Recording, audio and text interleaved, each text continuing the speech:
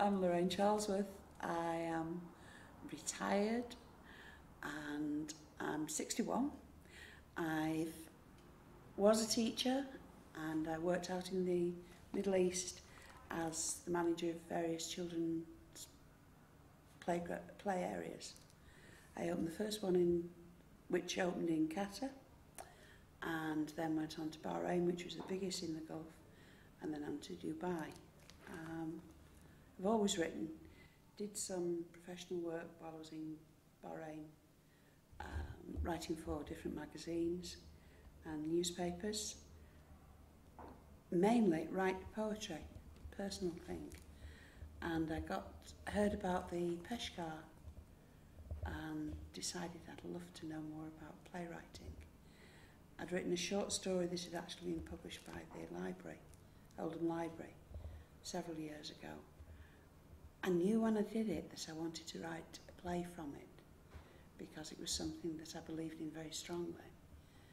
And when I got the opportunity to work with Taj and Peshkar, took it from there and wrote the play. Yonder Stone, what do I do? Yonder Stone is the floor. Imagine it and sit on the floor. Right. I will sit on Yonder So Stone. you'll sit on Yonder Stone, which is centre stage.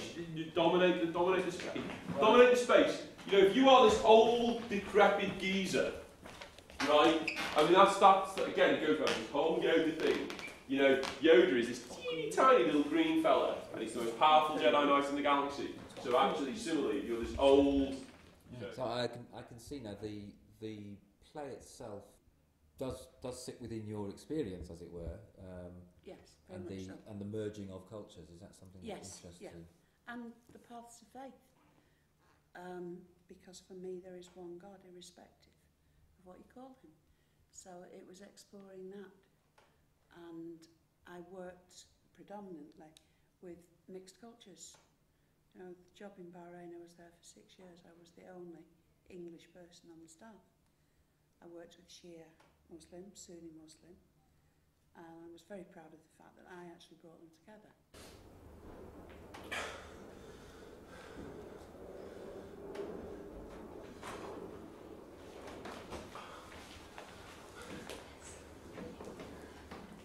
So peaceful here in the early morning. I can hear the birds singing. It never changes. The trees grow, but it's the same.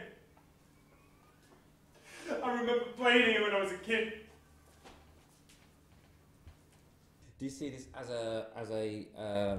the arts as a means of kind of I was going to say argument, but that's maybe making it a little bit too confrontational. No, I think you're right actually, because it's fun. I also write poetry, and the day before I came for the first, when they did the run through, I'd got up and I'd had a conversation with somebody, and it was so banal.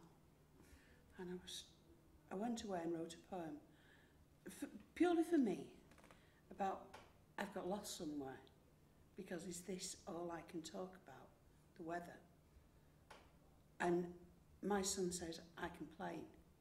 And I do complain, you know, if something's wrong, I complain.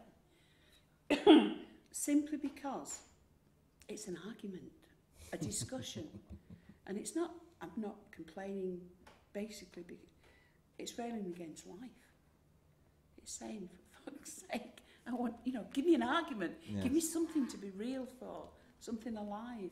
Well, it makes you feel like you're alive. Yeah. Yes. And I think that's what the play did for me as well. It was in the light of the race riots and the lack of understanding. You know, you say, this sounds awful, I'm living on a council estate.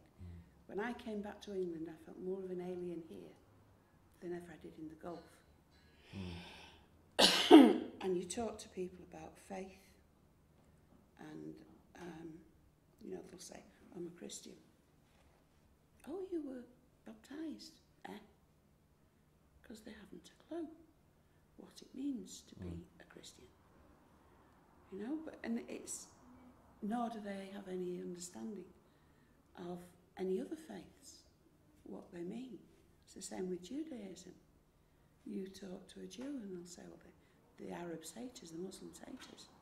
Yeah, but they have the same prophets. children of the book, is, Yeah.